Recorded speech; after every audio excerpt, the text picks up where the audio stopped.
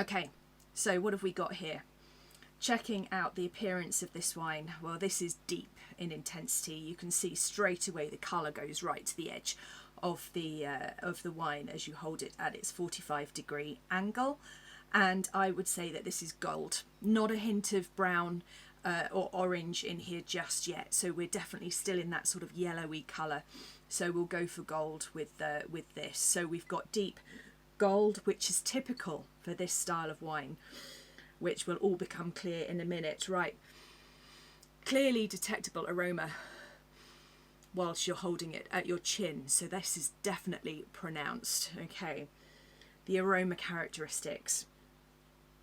Okay, so we've got peach, dried peach, we've got dried apricot. Straight away we've got those tertiary characteristics. Remember, it will really help you to write down primary, secondary, tertiary next to aroma characteristics and flavour characteristics, so you can be sure to compel yourself to look for those types of characteristics. So primary, secondary, tertiary, the majority here you can put into tertiary. This wine is showing some development for sure.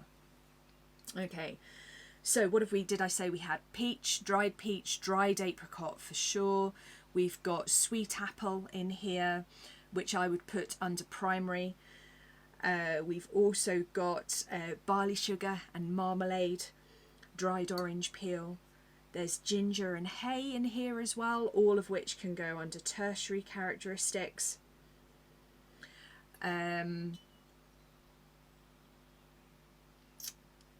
Lots of complexity in here as well, so hoping you didn't write simple down for this particular wine. Okay, in terms of development, let's go fully developed. This is definitely dominant in tertiary characteristics. If it's dominant in primary, you go for youthful. If there is a trace of tertiary characteristics, go for developing. But if it's dominant in tertiary characteristics, go for fully developed. Okay, right, on the palate.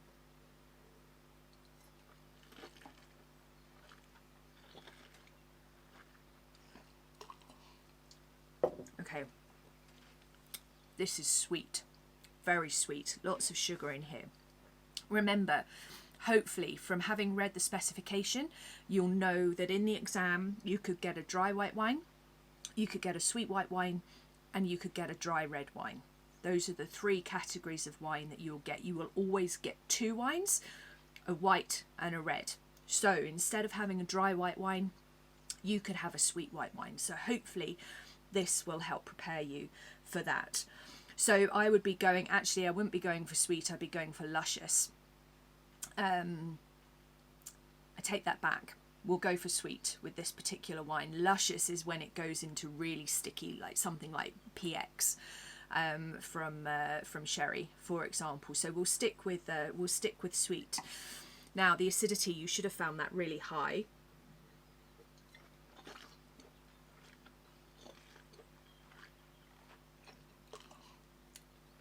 Really high. Tannin, we ignore that again because we've got a white wine.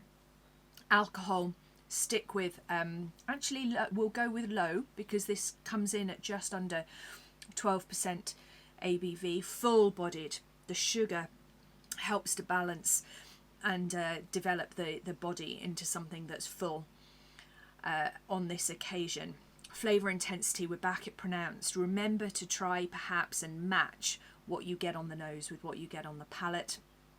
Flavour characteristics, well again let's go with the apple for the primary. Perhaps there's some lemon in there as well. There is a little bit of vanilla, so you could describe that on the secondary, but oak is not really a feature of this wine, so there's not a huge number of secondary characteristics here. Tertiary characteristics, however, dominate with this particular wine, and hopefully you've noticed some of those botrytis characteristics as well that are noted on the lexicon. I tell you what, you could put down for oak. Butterscotch would be a good option to have gone with something like that. Toffee and caramel would have all been really good options to write down. Fruit development, dried apricot, marmalade, and there's bottle age in here as well, which we've mentioned. Ginger, hay and honey would be all options to go for with this particular wine. Okay, remember, you can't use your lexicon, you can't have your card in the exam, so do what you can to learn it off by heart, okay, before you come into the actual exam. So that was flavour characteristics, and the finish is long. I can still taste it now. And this puts us straight into the outstanding category. No arguments here. We're going to go for outstanding. It's perfectly balanced. That acidity perfectly balances the sweetness of this wine. It's got length. We said long finish. It's intense. We said pronounced on the nose and on the palate. And it's complex. We stretch over the three